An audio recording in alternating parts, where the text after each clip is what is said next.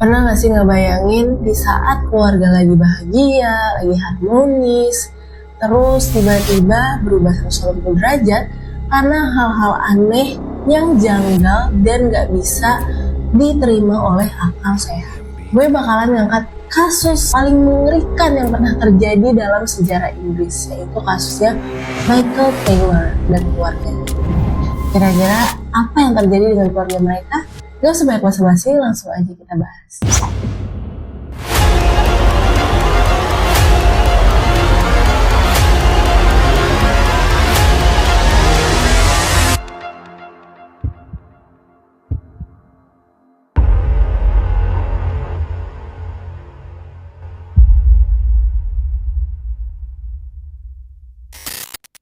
Michael Taylor adalah salah satu tokoh yang paling kontroversial dalam sejarah Inggris pada tahun 1974. Dia lahir pada bulan September tahun 1944 dan menjalani kehidupannya di Ossett, West Yorkshire sebagai tukang daging. Nah, dia ini tinggal bersama istrinya, yaitu Christian Taylor, dan anaknya, ada 5 orang, beserta anjing peliharaan keluarganya. Nah, Michael ini tuh dikenal sebagai orang yang sangat baik, sangat ramah, dan dikenal sebagai sosok yang sangat penyayang keluarga. Bahkan tetangganya mereka sendiri nih bersaksi kalau misalkan lewat di depan rumahnya si Michael Taylor ini, mereka tuh sering banget denger kayak Michael ini bercanda sama keluarganya, terus ketawa bareng. Pokoknya emang Michael ini dikenal sebagai sosok yang sangat penyayang keluarga, baik dan ramah. Namun, kehidupannya ini berubah 180 derajat setelah mengalami cedera yang membuatnya tuh sulit bekerja hingga memicu depresi. Jadi satu waktu Taylor ini lagi, mungkin lagi renovasi rumahnya atau lagi benerin apa gitu ya di rumahnya. Terus dia nggak sengaja jatuh dari tangga yang menyebabkan dia cedera punggung. Nah, sebenarnya dia itu nggak ada luka yang gimana-gimana sih, hitungannya cuma luka kecil doang. Tapi ternyata setelah dicek mengalami kayak lumayan parah gitu sakitnya. Sampai akhirnya itu tadi dia nggak bisa kerja secara maksimal, nggak bisa kerja normal lagi gitu. Sampai nyebabin dia jadi depresi. Makanya dia juga akhirnya karena depresi itu dia sering kali kayak menarik diri gitu dari lingkungan sosial. Nah, karena udah ngeliat perubahannya yang secara drastis gitu ya, dari sosok yang happy, periang, ramah, baik, punya keluarga, care.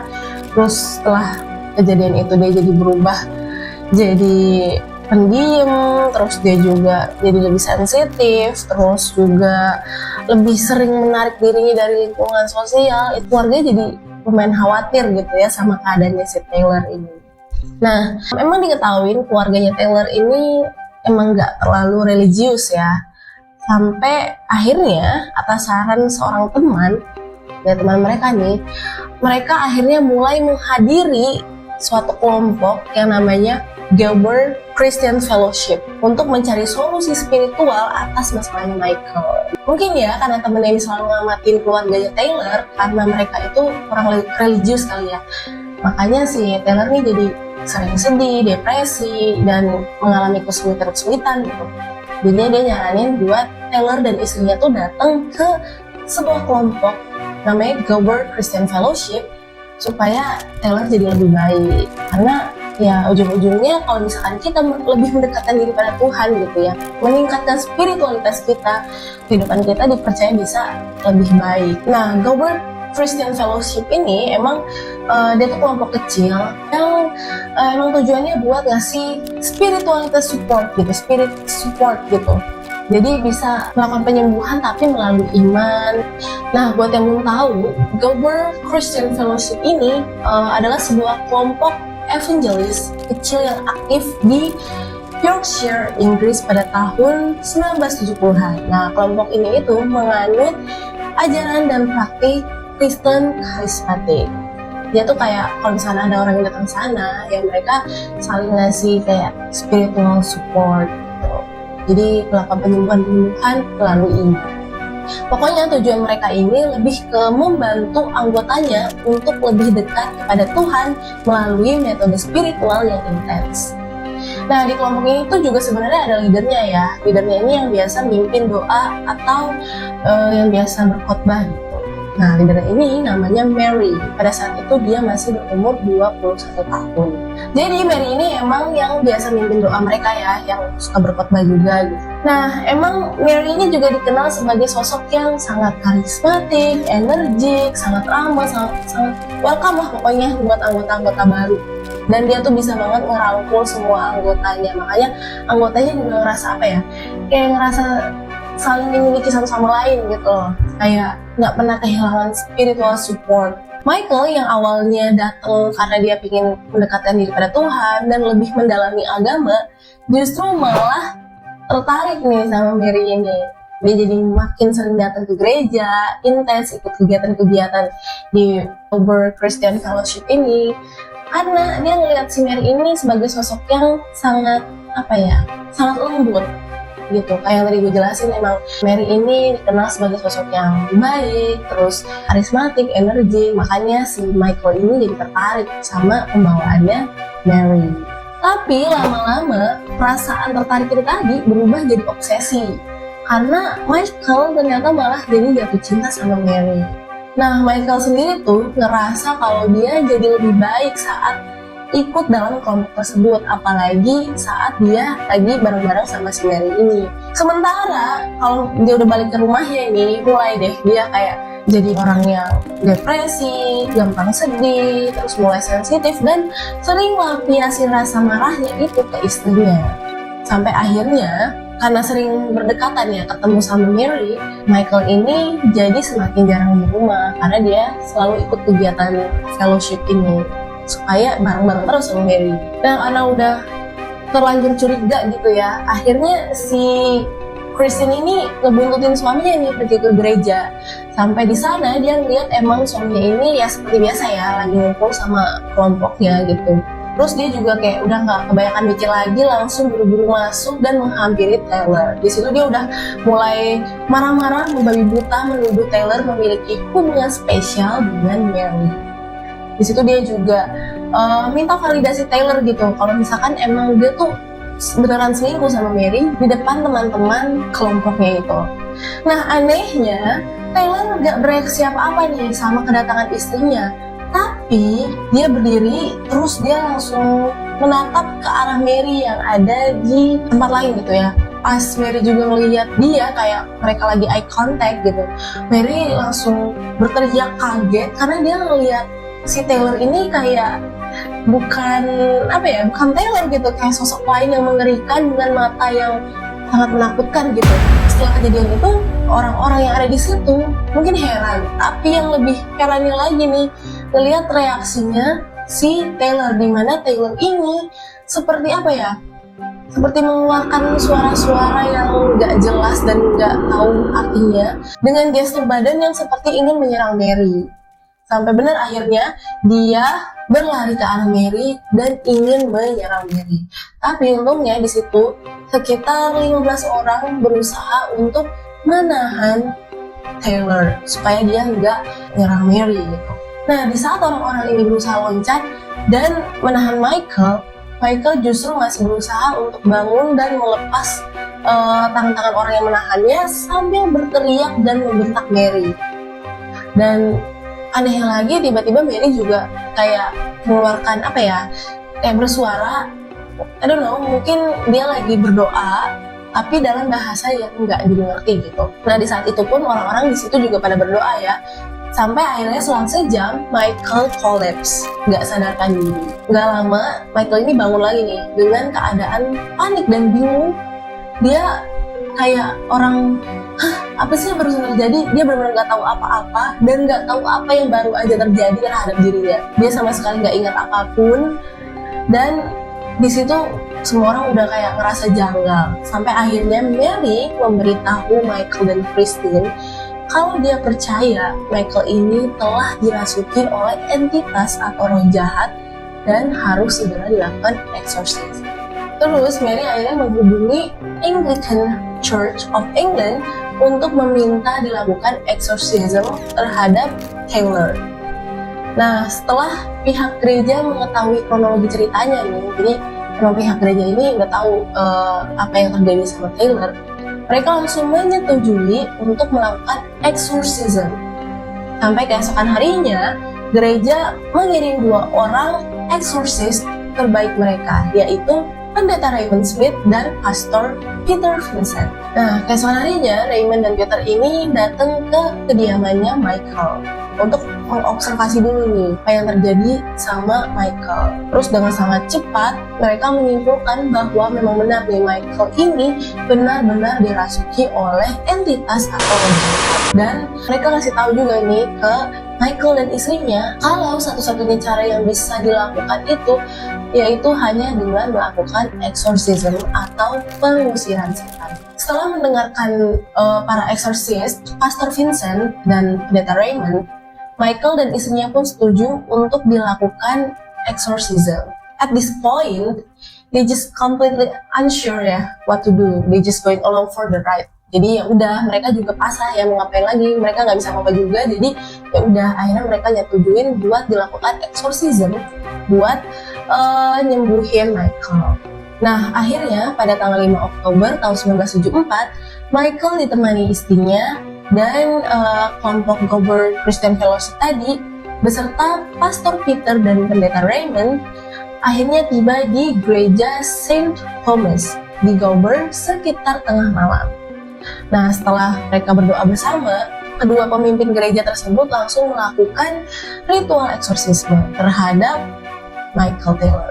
Selama pengusiran roh, saksi-saksi juga melaporkan nih kalau Michael ini sempat meronta, meludah, dan kejang-kejang, bahkan sampai akhirnya mereka mengikat tangan Taylor supaya tidak menyakiti siapapun yang ada di sana. Nah, saksi juga menceritakan nih bagaimana Taylor disiram air suci dan sebuah salib dimasukkan ke dalam tenggorokannya.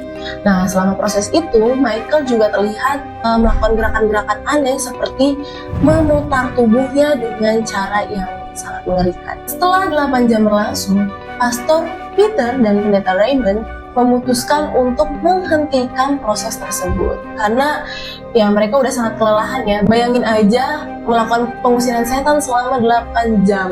Gila, itu pasti capek banget. Dan Michaelnya pun juga udah terlihat sangat kewalahan, kecapean juga, makanya mereka mutusin buat hentikan dulu proses exorcismnya hari itu.